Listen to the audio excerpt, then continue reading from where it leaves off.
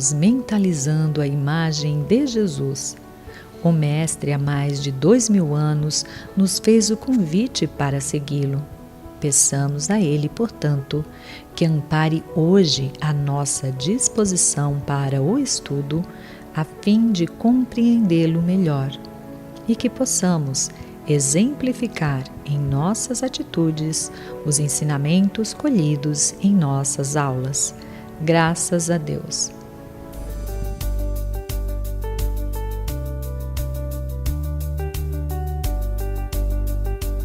Olá, que bom que você está de volta para a sequência do nosso curso O que é o Espiritismo.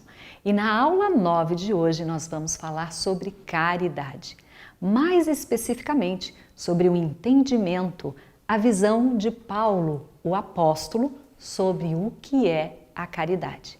E nós vamos perceber como ele conseguiu, de maneira clara, fraterna, mas acima de tudo, muito fiel, explicar a caridade segundo Jesus a vivenciou em todos os momentos que esteve entre nós.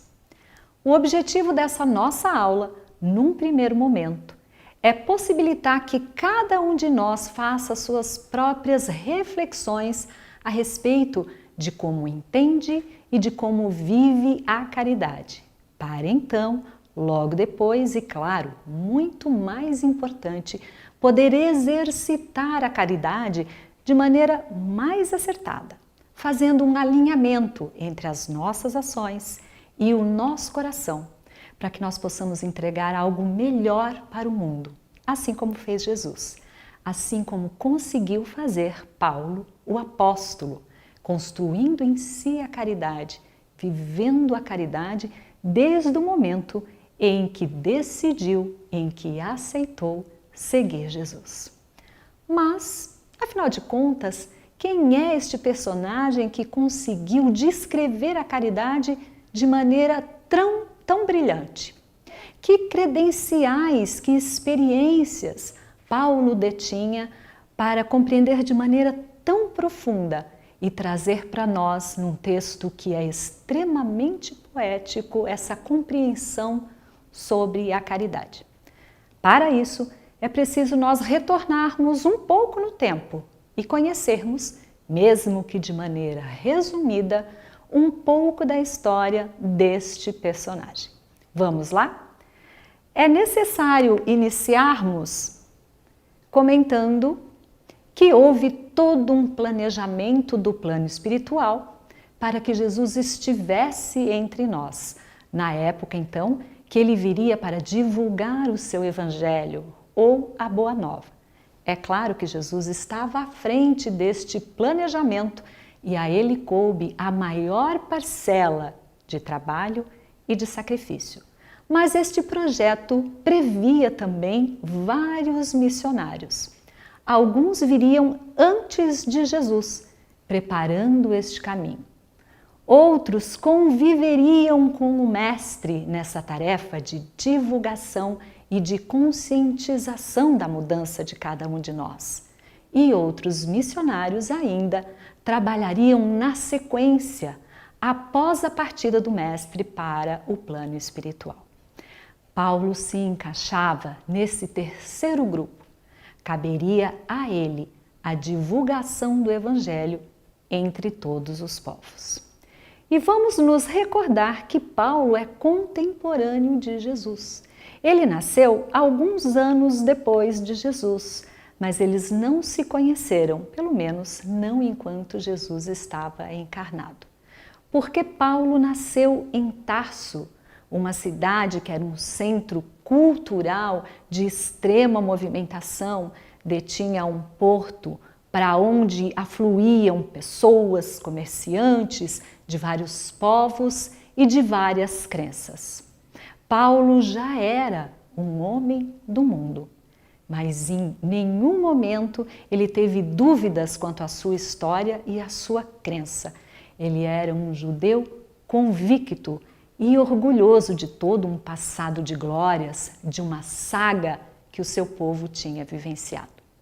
Desde pequeno, então, ele participava ia à sinagoga para cuidar dos seus estudos, aprender a ser alfabetizado, mas também conhecer toda a história desse seu povo que remontava a Abraão. Imaginemos os olhinhos deste pequeno menino que naquele momento aprendia sobre essa jornada do seu povo até aquele momento.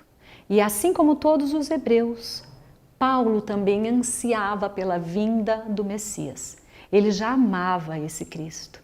Ele queria viver de acordo com as Escrituras, propiciando assim esse momento que o Cristo viria para recuperar essa soberania do povo hebreu.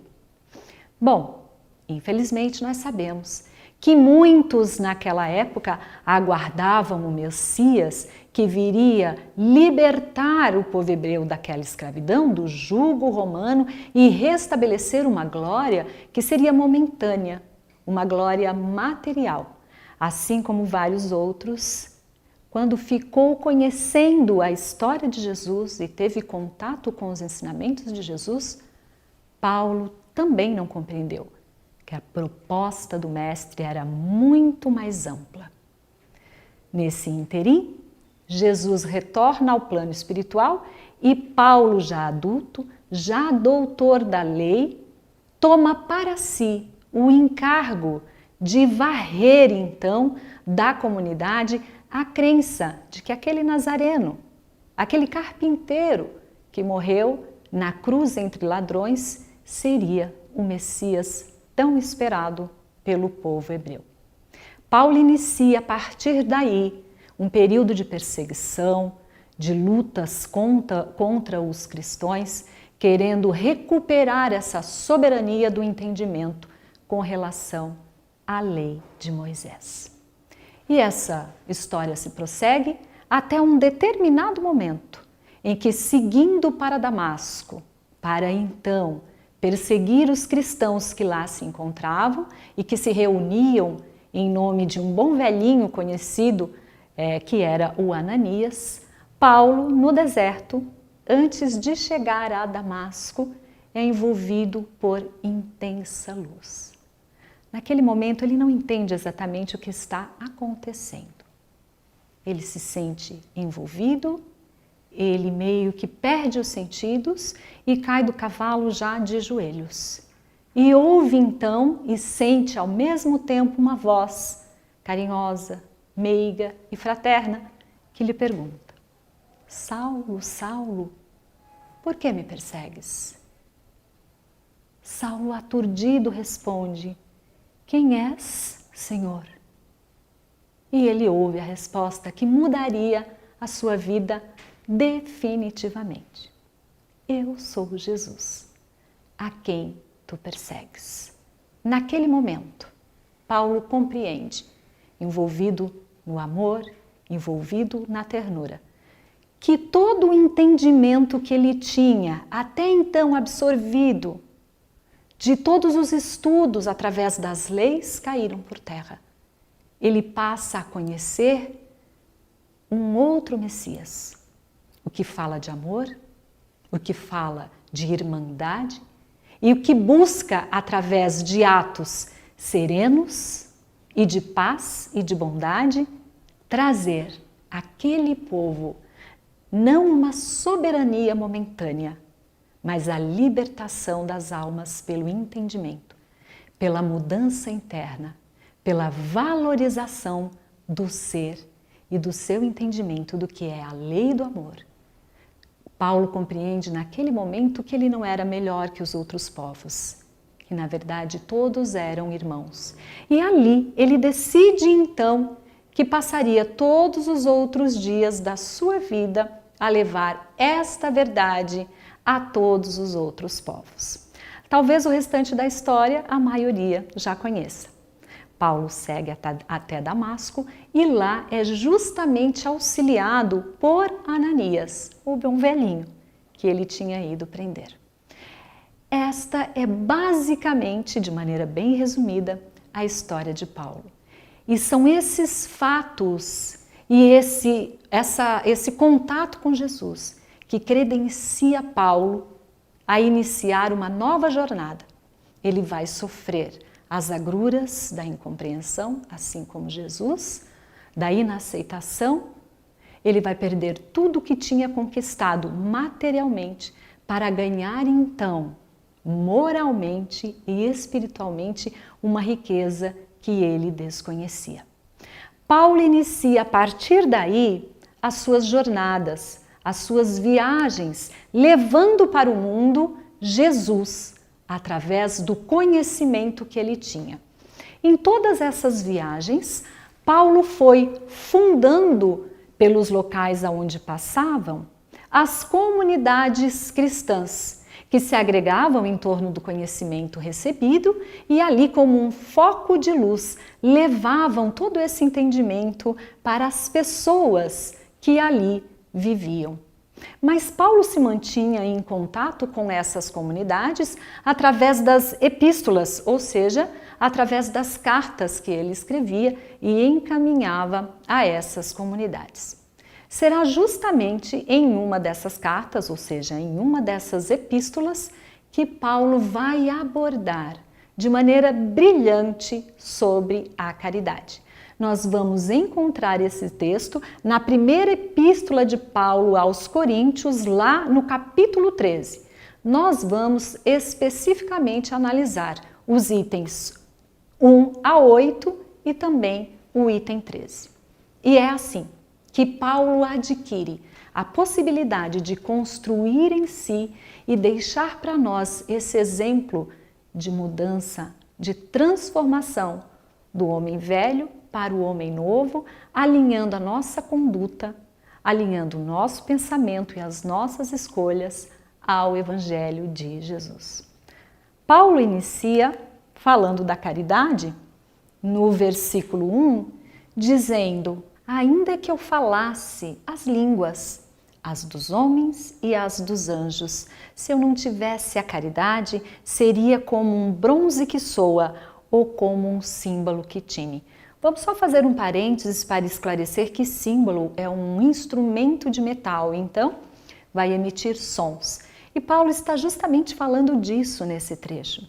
Ele nos alerta quanto ao cuidado das nossas palavras. Muitas vezes nós podemos falar bonito, nós podemos envolver as pessoas, mas essas palavras, elas precisam levar também a nossa energia, o nosso sentimento de caridade. Jesus em vários momentos nos alertou sobre as aparências e que, na verdade, quando nós agimos com a intenção de sermos vistos e observados pelas pessoas, ali nós já teríamos recebido a nossa recompensa.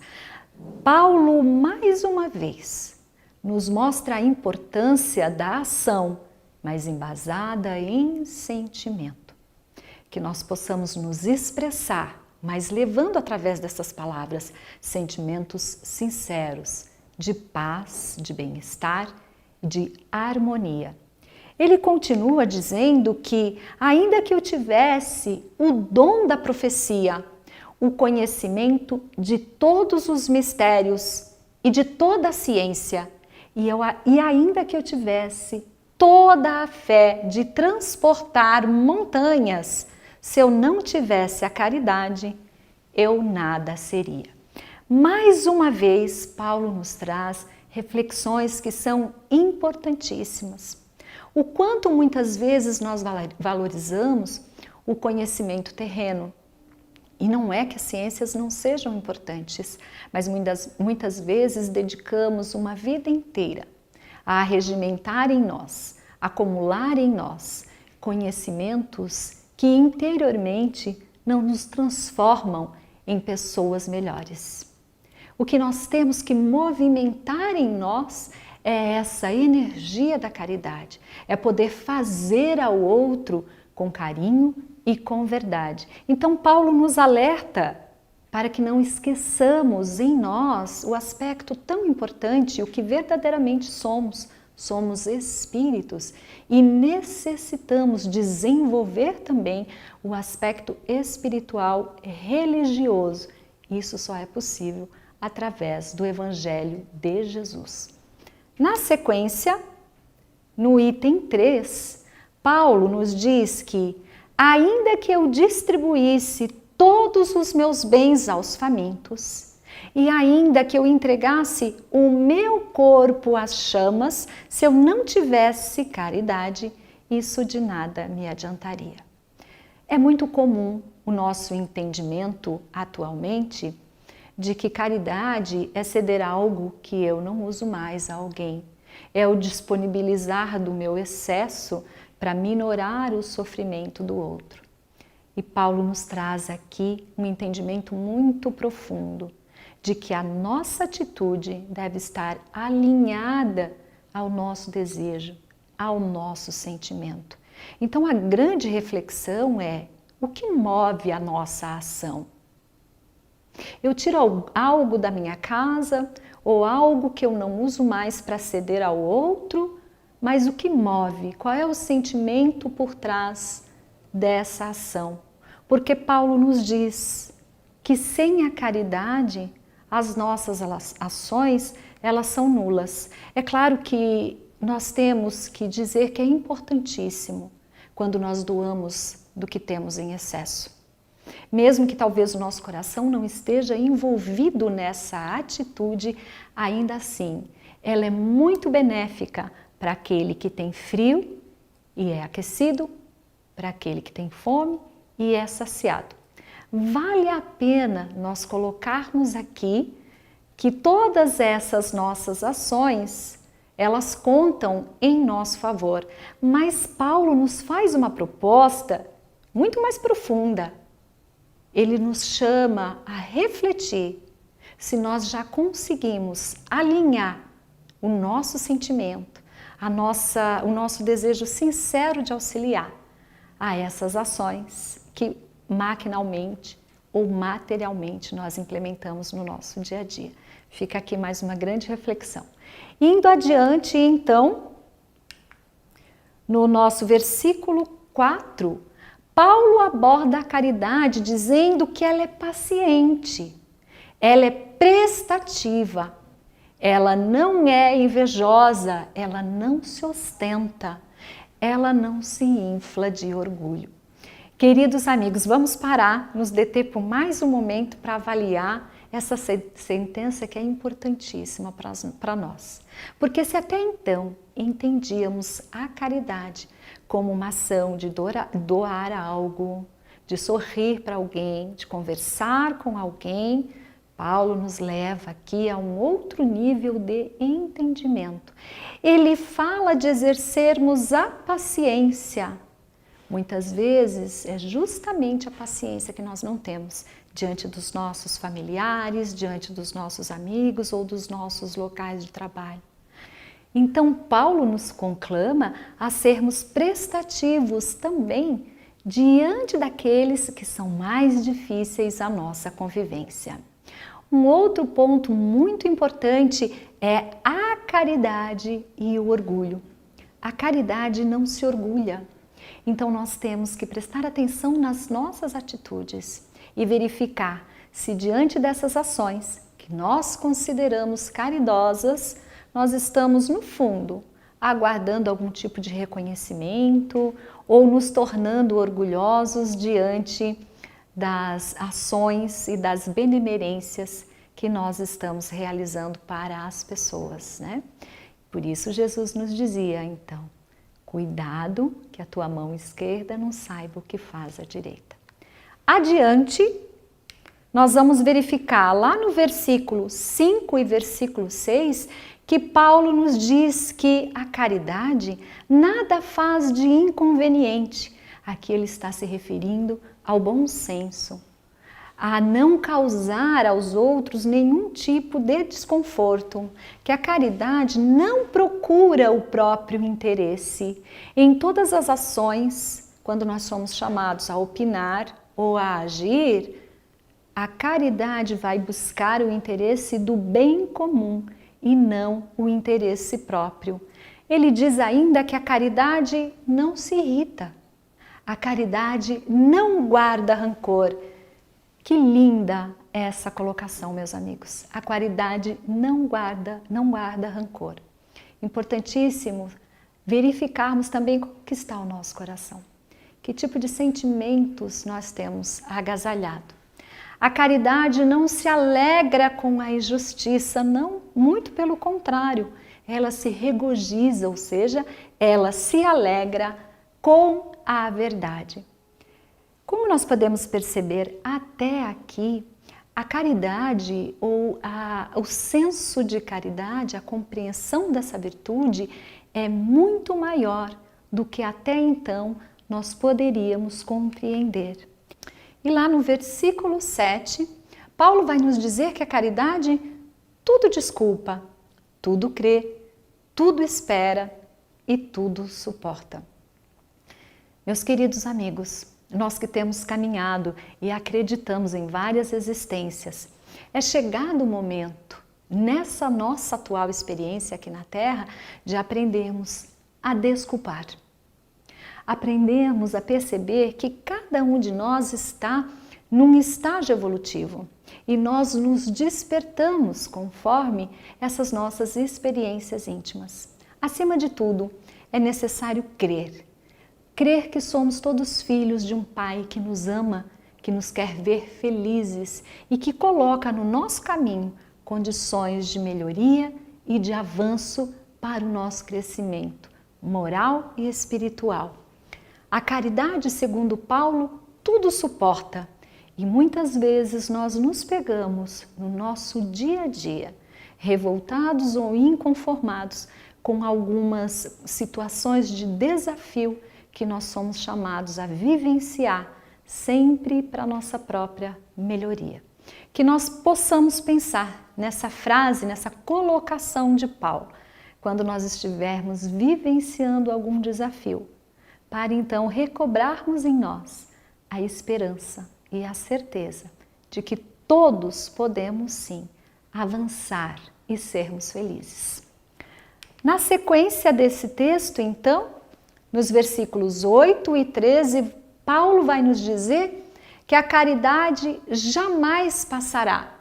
Quanto às profecias, desaparecerão. Quanto às línguas, elas cessarão. Quanto à ciência, também desaparecerá. Mas vejamos que interessante.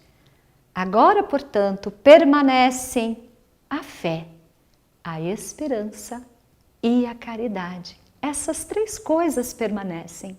Mas Paulo diz ainda que a maior delas, porém, é a caridade. Nós que vivemos neste avanço tecnológico, nessa mudança na nossa humanidade, quantas coisas mudaram de algum tempo para cá? Nós estamos vivendo de maneira totalmente diferente.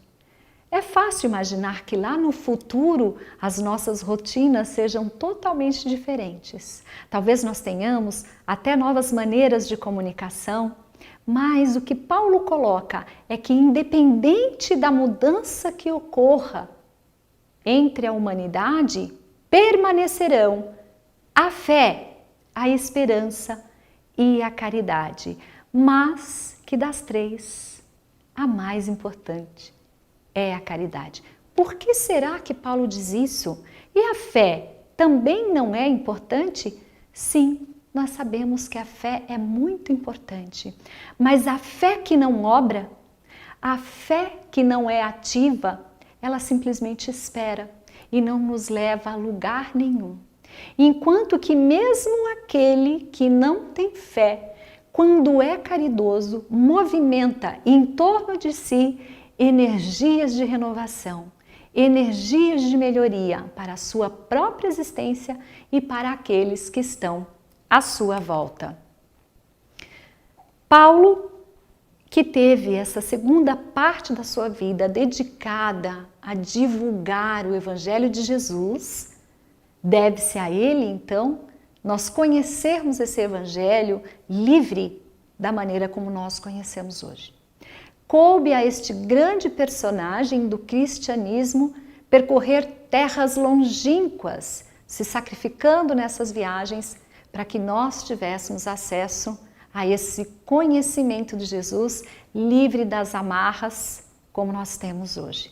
E ele volta a falar da caridade tempos depois, em 1860, numa mensagem que está no Evangelho segundo o Espiritismo, um dos livros da codificação. Nós vamos encontrar lá no capítulo 15, no item 10. Ele vai nos dizer que fora da caridade não há salvação. Então, independente da nossa crença, independente do que nós acreditamos para nós, o mais importante é viver a caridade. O mais importante é que nós possamos movimentar esta energia em prol de uma mudança benéfica para nós e para os outros. Paulo diz também que os discípulos de Cristo e os espíritas são uma e a mesma coisa, porque todos eles vivem na caridade, pelo menos assim deveríamos. Isso significa dizer que não importa o rótulo, não importa qual é a nossa religião. O que Jesus espera de nós é o fundo, é o móvel, é o sentimento que nos faz agir de maneira condizente, alinhada com o seu Evangelho. Esse se tornou o lema da doutrina espírita, porque acreditamos que, independente da crença escolhida, o que nos aproxima do Pai, o que nos aproxima de Jesus, é a prática diária da caridade. Paulo comenta também que nessa máxima, fora da caridade não há salvação, estão contidos todos os destinos do homem e da terra. E aí vamos imaginar que se somos caridosos e estamos neste momento encarnados aqui no planeta Terra, nós conseguimos sim melhorar a nossa situação. Nós conseguimos melhorar o nosso entorno e a nossa vida. E quando nós estamos no plano espiritual e agimos com caridade na nossa passagem aqui na Terra, com certeza teremos uma situação muito melhor e mais reconfortante por termos vivido segundo essa prática de bondade e de amor. Paulo continua e nos diz que com essa orientação, fora da caridade não há salvação, o homem jamais se transviará. Então cabe a cada um de nós, nas nossas escolhas diárias, relembrarmos essas colocações de Paulo. Quando somos chamados a escolher, quando somos chamados a agir, parar um momento e pensar: eu estou sendo orgulhoso? Eu estou sendo paciente ou impaciente? E a partir daí, nós passarmos então a escolher melhor e a agir melhor, de maneira a não nos transviarmos deste caminho. Este lema pode ser o nosso farol a guiar os nossos passos e as nossas escolhas daqui para frente. Meus queridos, nós precisamos dizer que sempre que nós nos envolvemos com um conteúdo novo, é de extrema importância que nós possamos rever alguns pontos, até como fixação deste conteúdo. Então, fica para vocês 3 perguntas para que vocês respondam, para que vocês verifiquem o quanto de entendimento foi absorvido com esta aula. Se você tiver qualquer dúvida a respeito das questões, reveja a aula novamente. As respostas estarão nelas. Se você tiver o livro do nosso curso, que é o Espiritismo, você também pode consultar. E se você desejar aprofundar um pouco mais neste assunto e na história de Paulo, nós deixamos aqui a bibliografia aonde está fundamentada essa nossa aula. E como sugestão, eu deixo a indicação deste filme, o último lançado sobre a vida de Paulo. Chama-se Paulo, Apóstolo de Cristo. Aproveite e se envolva com toda a experiência e a bagagem de ensinamentos que ele nos proporciona. Vamos lembrar que Paulo, num primeiro momento da sua vida, se equivocou muito quanto aos ensinamentos de Jesus, para logo depois recobrar esse entendimento e trabalhar o restante dos seus dias vivenciando e pregando o Evangelho de Jesus. Se Paulo pode, ele deixa para nós o exemplo de que não importa Talvez quanto tenhamos escolhido de maneira equivocada antes no nosso passado. Mas a gente pode fazer diferente. A partir de hoje, pode ser a nossa porta de Damasco, encontrar Jesus e escolher viver de maneira melhor, exercendo a caridade. Que Jesus abençoe cada um e nós nos vemos numa próxima aula. Até lá!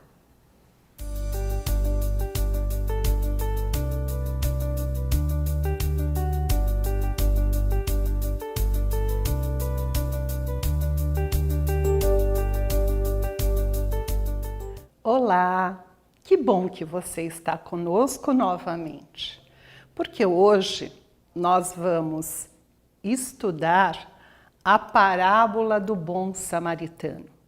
É uma parábola magnífica contada por Jesus. E nós vamos encontrá-la na parte B da 9ª aula do curso O que é o Espiritismo. Vamos conhecer um pouquinho esta parábola. Nós sabemos que naquela época, por onde quer que Jesus caminhava, ele sempre atraía um grande número de pessoas que estavam sempre ao seu redor. Iam em busca de consolação, iam em busca de alívio para as suas dores, para o seu sofrimento. Iam em busca da energia, do amor e da luz de Jesus. Mas, dentre todos aqueles que lá estavam, sabemos também que em várias ocasiões, infiltrado entre todos aqueles que seguiam a Jesus, encontravam-se alguns que iam questioná-lo em razão das leis. Mas Jesus, que sempre conheceu a todos, como conhece a todos nós, ele conhece o que vai no âmago de cada um de nós. Ele também conhecia a intenção das perguntas que lhe eram feitas. E numa dessas ocasiões, ele estava ali, reunido com todo o aqueles que o acompanhavam, e uma das pessoas presentes ergueu a mão e fez uma pergunta ao mestre. Perguntou: Senhor, que farei para herdar a vida eterna? Ao que o mestre respondeu a este doutor da lei. Porque como doutor da lei, ele conhecia a lei que vigia naquela época, que eram os ensinamentos de Moisés. Jesus, então, responde com uma pergunta a este doutor da lei. Que é que está escrito na lei? Como lês? Ao que ele respondeu: amarás o Senhor teu Deus de todo o teu coração, de toda a tua alma, com todas as tuas forças e de todo o teu entendimento. E ao próximo como a ti mesmo. O rapaz, respondendo isto, Jesus observou e lhe disse: respondestes bem, faze isto e viverás. Ou seja, você está correto, você conhece a lei, coloque esta lei em prática. Mas, evidentemente, ele não satisfeito com a resposta do mestre, ele ainda questiona: e quem é o meu próximo? A esta pergunta, Jesus passa então a narrar para ele, para todos nós, a parábola do bom samaritano. E Jesus nos conta que um homem descia de Jerusalém para Jericó. E que quando ele estava ali na estrada, ele foi atacado por alguns salteadores, ou seja, por alguns ladrões, que levaram tudo o que ele tinha. E além de lhe tirarem tudo o que ele tinha, o deixa jogado na estrada, todo machucado, semi-morto. E que, após os salteadores seguirem o seu caminho, descia por esta mesma estrada um sacerdote. Ou seja, quando Jesus coloca para nós um sacerdote, ele está colocando um representante de Deus, um representante de uma religião, seja ela qual for, e que representa a Deus. Porém, este sacerdote ignora o homem que ali está caído, todo machucado, e segue o seu caminho. Logo após a passagem do sacerdote, passa por ali também um levita. Levita é um descendente da tribo de Levi e que, normalmente, a eles era destinado os cuidados com as coisas do templo. Portanto, eles também conheciam a lei de Deus. Porém, ele finge que não é com ele e passa largo. Não presta a mínima atenção àquele que ali está, semi-morto. Mas, logo depois desses dois, passa pela mesma estrada um samaritano. E assim que ele vê o homem, ele desce do seu cavalo e corre a levar os cuidados àquele homem, porque ele se condói com a situação daquele que lá está caído. Ele sente muita compaixão por aquele homem que ali está. E ele vai e deita ali, né? Cuida das feridas daquele homem com o que ele tinha consigo. Ou seja, o azeite, o vinho, com o azeite e com o vinho, ele limpa as feridas daquele homem, coloca-o em condições de levá-lo, né, até uma hospedaria e o hospeda. E recomenda ao dono da hospedaria que cuide daquele homem. E para isto, ele lhe dá 2 denários, que era o dinheiro da época. E com uma recomendação: cuide deste homem e não deixe que nada lhe falte. E se algo faltar, assim que eu retornar da minha viagem, passarei por aqui e lhe pagarei a diferença.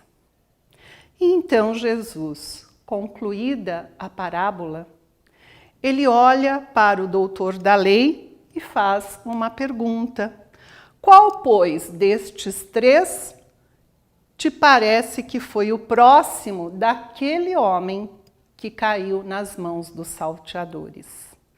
Ao que o doutor da lei respondeu: o que usou de misericórdia para com ele, ou seja, né, o samaritano, aquele que realmente se condoeu com a situação dele.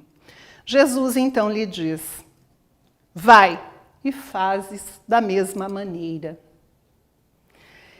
O que nós observamos nesta parábola é que Jesus resume, né, para todos nós, todos os nossos deveres para com o nosso próximo. Ou seja, que nós possamos viver esta caridade no nosso dia a dia, mas viver no sentido do sentimento e não simplesmente das aparências. Veja, Jesus nos trouxe 2 exemplos de pessoas que teoricamente eram representantes do templo, da lei, que conheciam a lei de Deus e que por conta disto deveriam aplicar esta lei àquele que ali estava, caído, necessitado Porém, eles simplesmente ignoram aquele homem. Eles esquecem a lei de Deus. E aquele terceiro, que era mal visto pela maioria dos homens, por conta de uma relação conflituosa que existiu em épocas passadas entre os judeus e os samaritanos. Eles foram dissidentes e montaram o seu próprio templo, construíram a sua própria cidade, que era a cidade de Samaria. E por isso eram então considerados hereges, ou seja, aqueles que não tinham, né, não seguiam a religião como deveria ser seguida. Mas este que é considerado desta forma é aquele que se condói da situação do que ali se encontra caído. E é ele que vai dar o atendimento, é ele que vai prestar a assistência. Então, qual é a lição que nós podemos tirar desta parábola contada por Jesus? Evidentemente que podemos tirar várias lições desta parábola, mas observamos que a principal delas é a caridade despretensiosa, ou seja, aquela que eu faço de forma natural, sem esperar nenhum tipo de retribuição. Este é o grande ensinamento desta parábola. E também nós observamos que Jesus nos mostra quem é o nosso próximo. E quem é o nosso próximo? É qualquer pessoa que esteja em nosso caminho. Este é o nosso próximo. Qualquer pessoa que necessite de um auxílio nosso, que necessite de um ombro amigo, que necessite de alguém que possa ouvir a sua história, que possa ouvir o seu desabafo. Estes são os necessitados que, via de regra, nós encontramos pelo caminho e que nem sempre nós temos a paciência de ouvir, de atender, de acolher, de consolar. Também nesta lição nós observamos, e quando nós vamos buscar no dicionário, nós verificamos que o dicionário nos aponta o próximo como aquele verdadeiramente que está ao nosso lado. Porém, podemos entender como próximo não só o que está ao nosso lado, mas ir além, porque tem situações com os quais nós temos uma grande proximidade, mas que nem sempre eles estão ao nosso lado. Assim como também o contrário é verdadeiro. Por quê? Algumas pessoas que estão constantemente convivendo conosco, nem sempre nós somos próximos a essas pessoas. São situações para nossa reflexão. Quando Jesus diz, vá e faça o mesmo, isso também serve para todos nós. Como fazer esta caridade? Como atender ao nosso próximo? E hoje, principalmente, nós passamos por determinadas situações em que nós observamos alguém pelo caminho, necessitando de amparo, necessitando de uma mão, necessitando de um auxílio. E quantas vezes nós nos colocamos numa posição de medo, né? Medo de auxiliar aquele que ali está caído pelo caminho. Então, como fazer? Kardec, no Livro dos Espíritos, lá na questão 886 do Livro dos Espíritos, ele pergunta aos espíritos: qual é o verdadeiro sentido da palavra caridade? Como a entendia Jesus? E os espíritos respondem a Kardec: benevolência para com todos, indulgência para as imperfeições dos outros e perdão das ofensas. Esta é a prática da caridade que Jesus nos ensina e que nem sempre é fácil nós conseguirmos vivenciar tudo isto. Às vezes até conseguimos ser benevolentes para com o outro, fazer o bem, auxiliar, mas, por outro lado, nos ofendemos, carregamos mágoas, ressentimentos, não perdoamos as ofensas recebidas pelo outro. Ou então, não relevamos as suas imperfeições. Mas todos nós queremos ser aceitos por todos aqueles com os quais nós convivemos, exatamente como somos, com as nossas imperfeições, com os nossos defeitos, mas nem sempre aceitamos o do outro. Portanto, o amor e a caridade, eles são o complemento da lei da justiça. E nós encontramos isto lá no Livro dos Espíritos. É importante este exercício. A caridade vai nos exercitar a aprendermos a amar. A lei que rege todo o universo é a lei de amor. A lei do amor é a lei de atração entre os seres, entre todos nós. E, por outro lado, a lei de atração é a lei de amor dos seres inorgânicos. Olha só como todo o universo é regido por esta lei. E nós podemos exercitar essa lei nas pequeninas coisas, das pequeninas formas, das atitudes do nosso dia a dia, uma atitude de carinho, uma atitude de benevolência para com todos os que nos rodeiam, principalmente aqueles que convivem mais diretamente conosco, seja dentro do nosso lar, seja no nosso local de trabalho. E isto é um grande exercício e um grande exemplo. Por quê? Porque nós vamos observar que a caridade também se ensina. A partir do momento que eu vou dando o exemplo de como ser caridoso, este exemplo vai repercutir entre todos os demais que convivem conosco. Jesus diz: amar o próximo é fazer-lhe todo o bem que está ao nosso alcance e que gostaríamos que fosse feito a nós.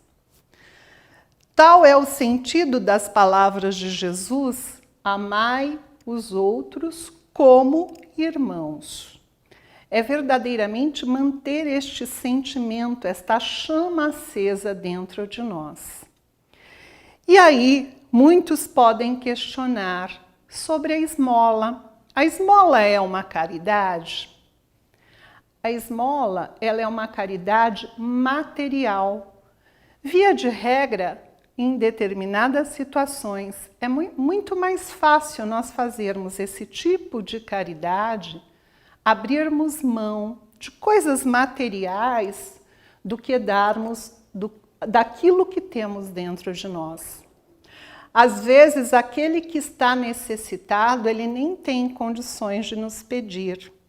Porém, compete a nós percebermos as suas necessidades. Esta é a verdadeira caridade. Quando nós usamos da empatia, nos colocamos no lugar do outro e observamos quais são as reais necessidades daquela pessoa. Não precisamos esperar que ela venha nos pedir. Vamos até ela. Como o samaritano, ele estava ali, ele não tinha nem como pedir. Aquele que estava caído e que foi atendido pelo samaritano. Mas o samaritano observou quais eram as necessidades daquele homem para aquele momento e as atendeu. Não só as atendeu naquele instante, como prorrogou esse atendimento para o depois. Assim devemos também agir. Portanto, o Evangelho nos diz que em muitas situações a caridade, ela pode aliviar num primeiro momento, mas a esmola pode aliviar num primeiro momento, mas esta não é a verdadeira caridade. A verdadeira caridade é que, quando junto com a esmola, nós colocamos os nossos sentimentos. De todos os ensinamentos que nós conseguimos levantar com esta parábola narrada por Jesus, vamos fazer uma reflexão. Por que devemos cultivar o amor e o saber? Porque Jesus narrou a parábola do bom samaritano. E a terceira, qual a principal lição dessa parábola? É importante nós procurarmos responder estas questões para fixarmos todo o conhecimento que adquirimos no dia de hoje. E caso tenham dúvidas, revejam a nossa apresentação ou consultem o livro texto do curso O que é o Espiritismo. E para finalizar, nós trouxemos uma bibliografia que, caso queiram, possam aprofundar o conhecimento de tudo que nós vimos no dia de hoje. Queremos agradecer a atenção e a disponibilidade de todos.